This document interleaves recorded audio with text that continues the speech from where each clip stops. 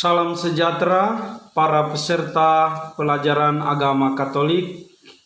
Hari ini kita memasuki topik kedua, yakni beragama sebagai tanggapan atas karya keselamatan Allah. Semoga selalu sehat dan murah rejeki.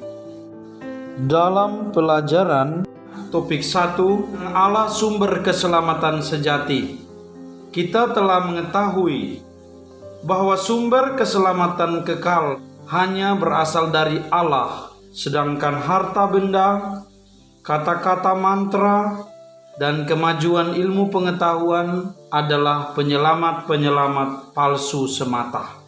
Melalui topik kedua ini, kita akan melihat bahwa kita memilih beragama merupakan tanggapan kita atas karya keselamatan Allah bagi hidup kita.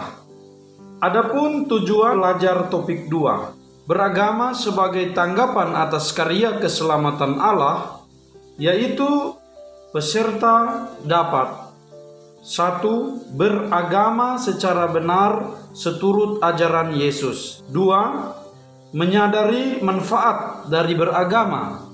3. Mewujudkan ajaran agama dalam hidup sehari-hari. Sebelum kita membahas topik 2 ini, marilah kita berdoa. Dalam nama Bapa dan Putra dan Roh Kudus, amin. Allah Bapa, berkatilah kami agar selalu setia mewujudkan ajaran agama yang kami anut dalam hidup setiap hari. Kami mohon dengan perantaraan Yesus Tuhan kami. Amin. Dalam nama Bapa dan Putra dan Roh Kudus, amin.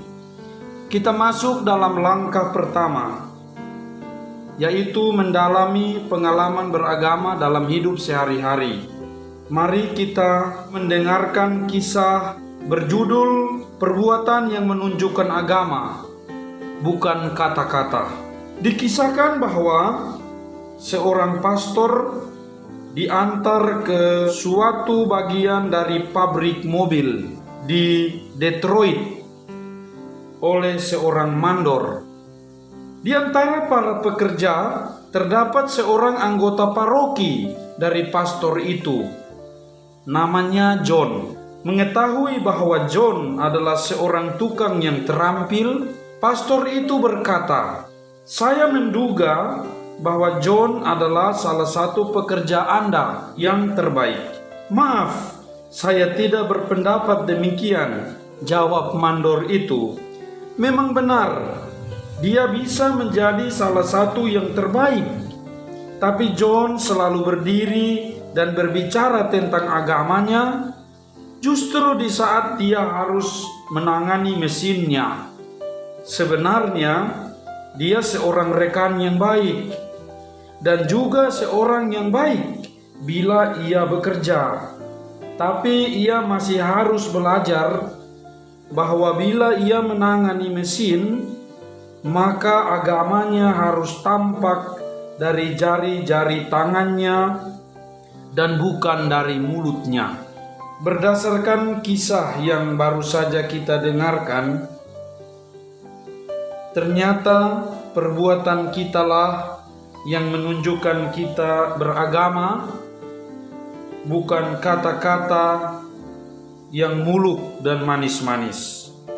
Maka mari dalam kehidupan kita, baik itu yang sudah bekerja maupun yang masih mengenyam pendidikan di bangku sekolah, kita mencoba mewujudkan agama kita dalam kehidupan nyata setiap hari. Antara lain, bila kita bekerja, maka bekerjalah dengan jujur, disiplin. Bangunlah komunikasi yang baik, jadilah pekerja keras yang mampu bekerja sama dalam tim. Sebagai anak sekolah, belajarlah dengan optimis, sepenuh hati, menepati waktu belajar yang sudah ditentukan. Niscaya Anda pasti sukses.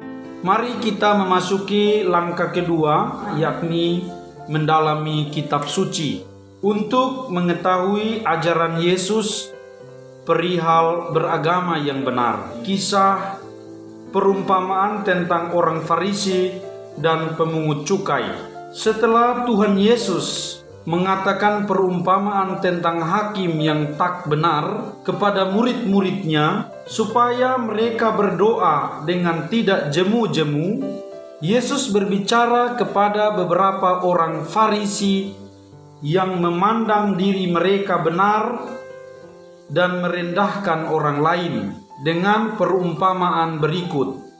Ada dua orang pergi ke bait Allah, seorang adalah Farisi dan yang lain pemungut cukai. Orang Farisi berdoa sambil berdiri katanya, "Ya Allah, tidak seperti orang lain.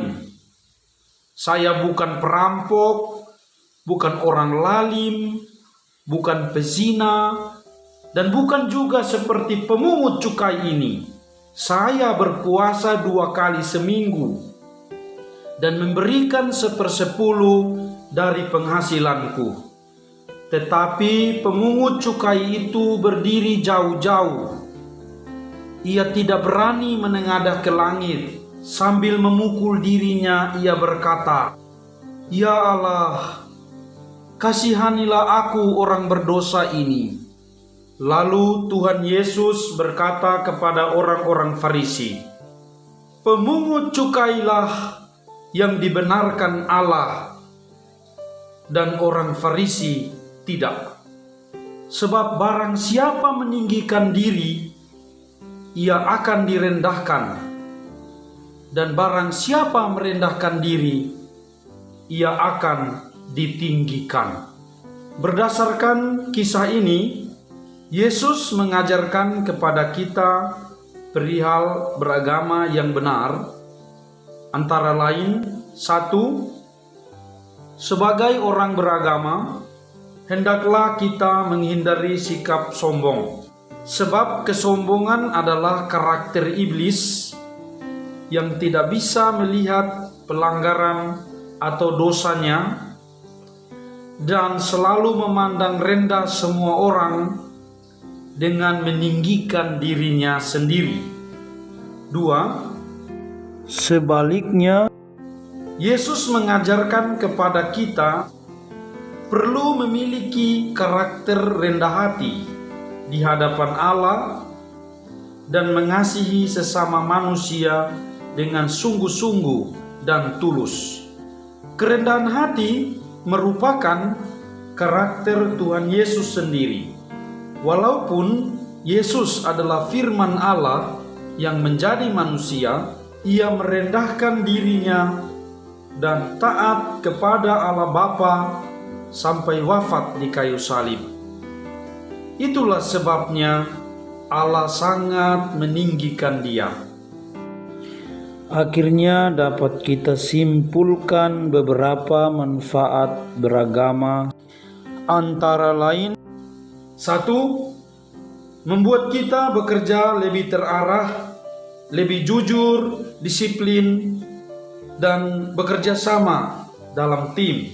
2. Membuat kita belajar lebih optimis, sepenuh hati, dan menghormati orang-orang yang ada di sekitar kita, teristimewa guru dan orang tua. 3. Menjadikan hidup kita lebih tenang, sebab kita menghindari sifat sombong dan lebih rendah hati.